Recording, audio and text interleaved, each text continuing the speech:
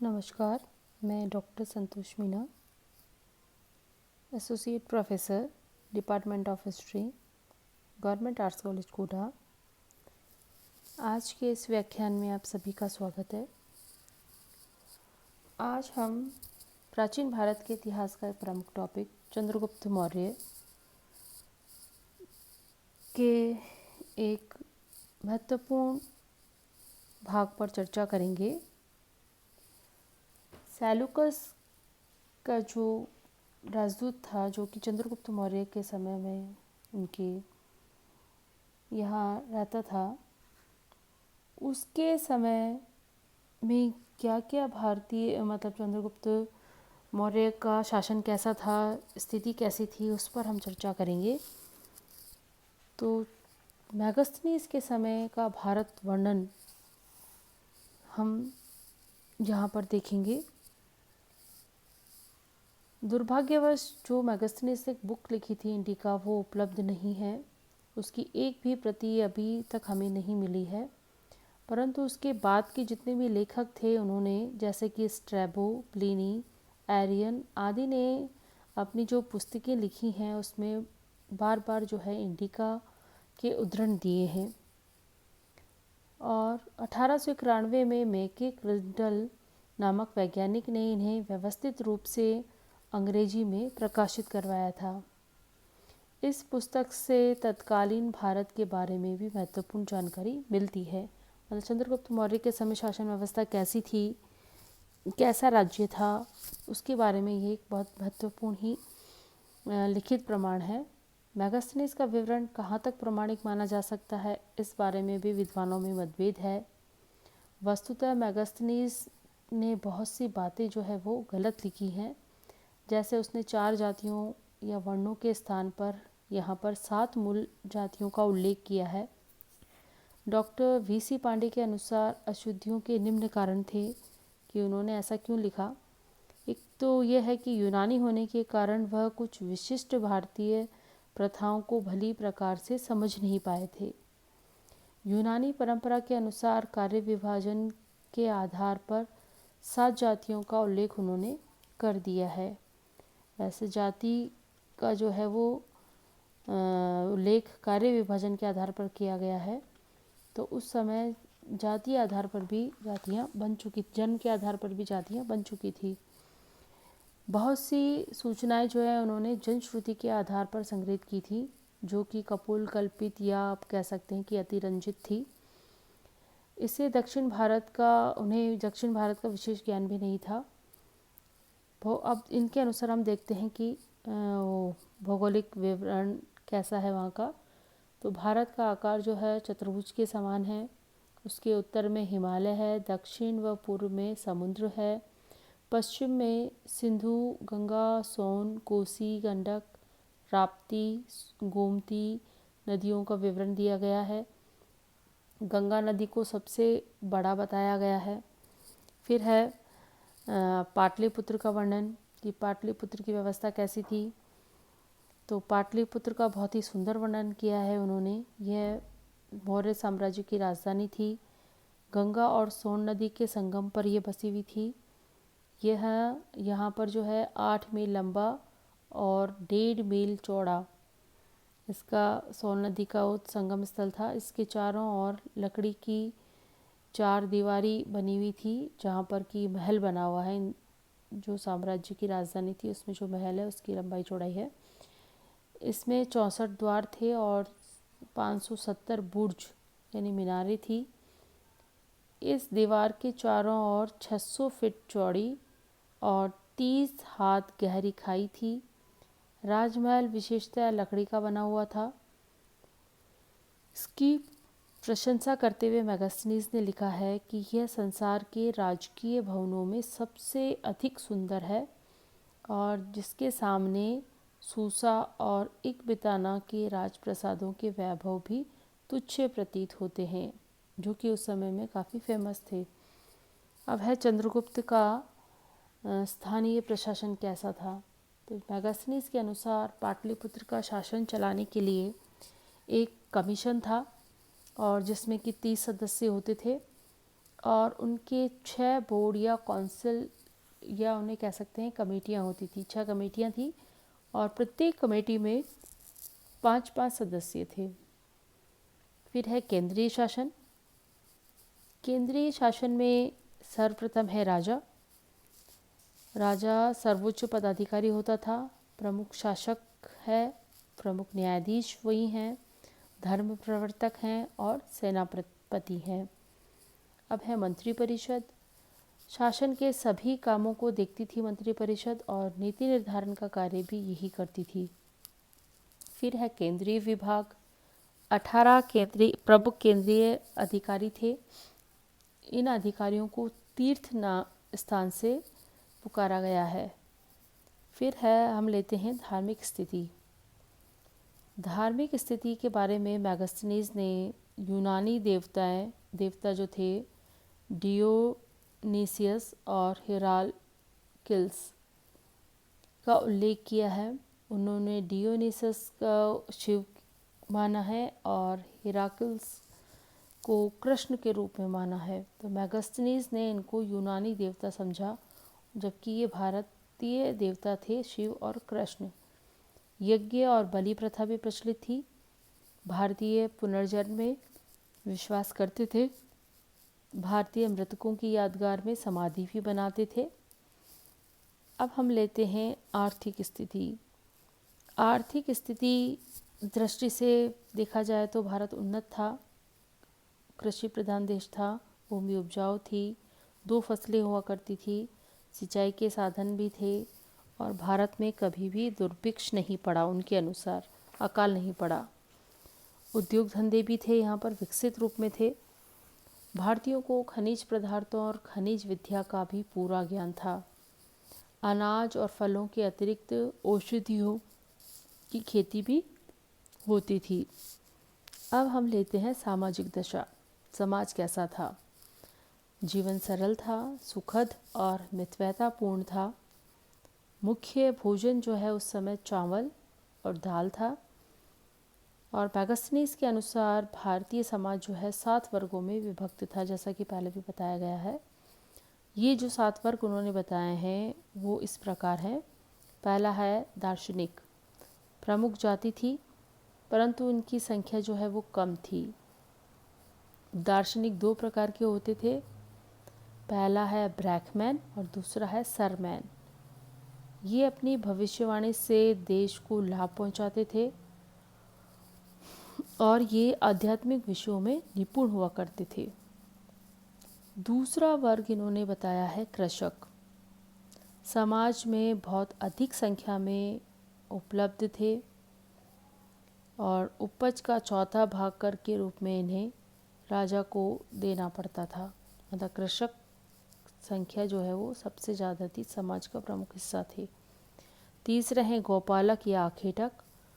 मुख्य कार्य पशुपालक या आखेट करना था,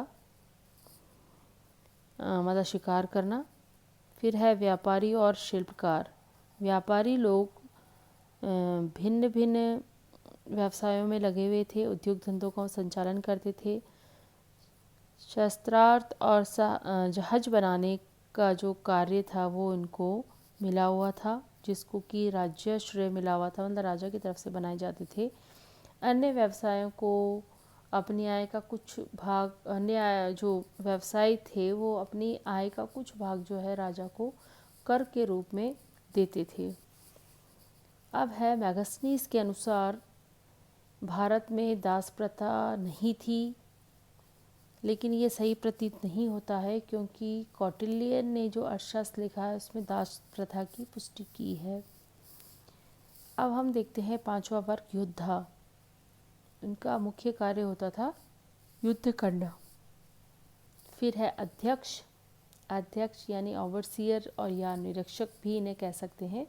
प्रत्येक राज्य के काम का जो निरीक्षण करके राजा को सूचना देने का कार्य था वो इनका मुख्य कार्य था। फिर है मंत्री या सभासद। ये लोग राज्य सभा में कार्य करते थे। तो इस प्रकार से ये 7 वर्गों में समाज जो है वो बटा हुआ था।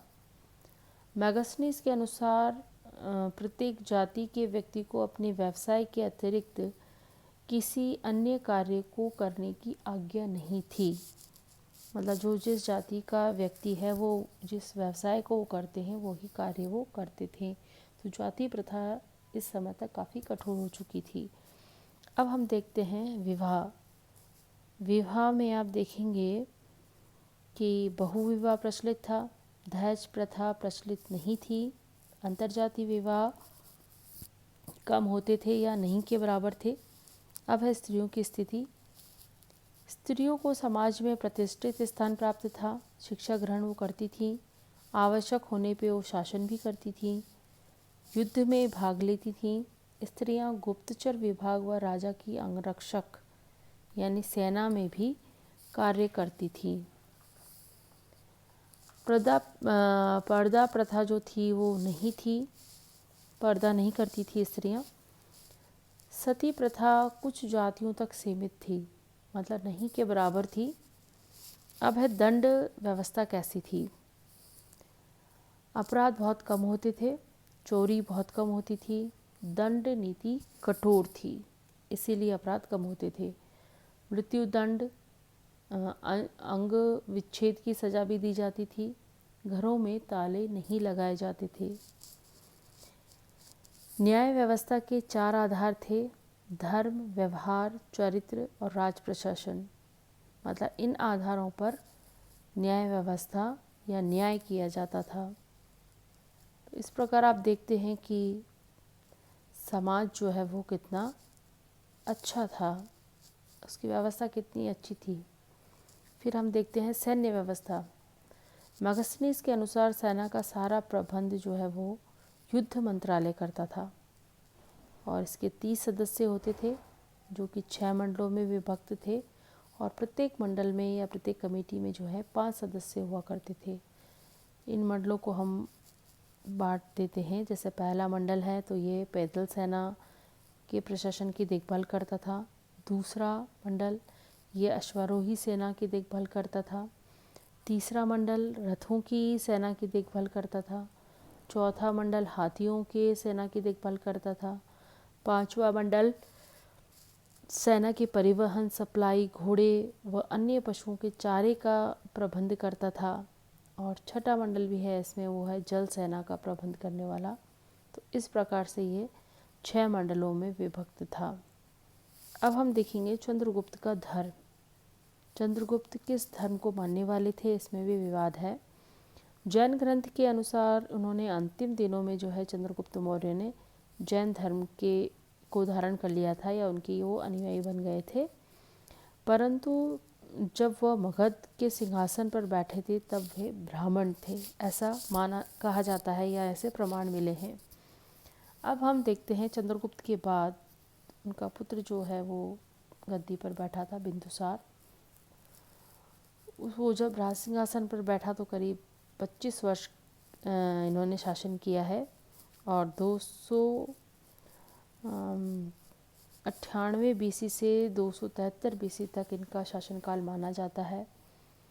बौद्ध ग्रंथ दीपवंश और महावंश में इसे बिंदुसारी कहा गया है, जबकि कुछ जो दूसरे ग्रंथ है जैसे वायु पुराण में इनका नाम भद्रसार है और कुछ पुराणों में इसे वारिसार भी कहा गया है। चीनी ग्रंथ फायुन चुलिन में इन्हें बिंदुपाल कहा गया है।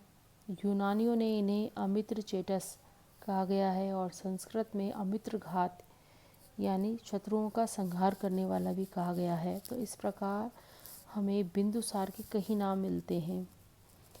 चाणक्य बिंदुसार का भी महामंत्री प्रधानमंत्री रहे हैं और बाद में खल्लाटक और राधगुप्त भी इनके प्रधानमंत्री रहे हैं। इनकी माता का नाम दुर्धरा था। जैन ग्रंथों के अनुसार या बौद्ध साहित्य के अनुसार दंभा और सुब्रधांगी इनकी पत्नी थी।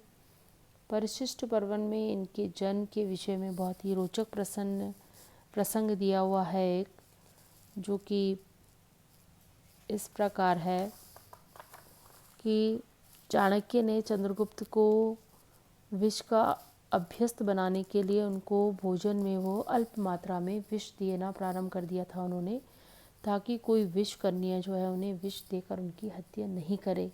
या नहीं कर सके, क्योंकि उस समय विषकन्या का बहुत ज़्यादा जिक्र किया गया है।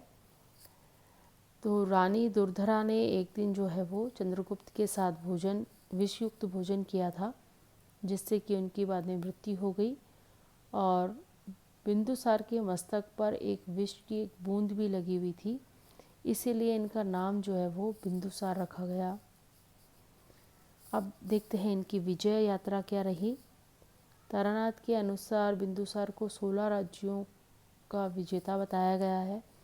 वैसे बिंदुसार को चंद्रगुप्त ने बहुत बड़ा साम्राज्य सौंपा था। फिर है इनके विदेशों से संबंध कैसे स्थापित हुए। तो बिंदुसार ने सीरिया के सम्राट एंटियोनस और से अच्छे संबंध थे। सीरिया के सम्राट से ये अंजीर, किशमिश, मीठी मदिरा, एक सूफी दार्शनिक भी इन्होंने मंगाया था और सम्राट ने दार्शनिक को छोड़कर सारी चीज़ें भेज दी थी, क्योंकि दार्शनिक भेजना जो है उस समय यूनानी कानून के खिलाफ था। बिंदुसार के दरबार में सीरिया का राजदूत डईमैकस भी रहता था और मिस्र के राजा फिलाडेल्फस यानी टॉलेमी सेकंड ने डियानीसियस राजदूत जो है वो पाटलिपुत्र में भेजा था। तो इस प्रकार हम देखते हैं कि विदेशी राजदूत जो है उस समय हमारे यहाँ रहते थे। अब है विद्रोह।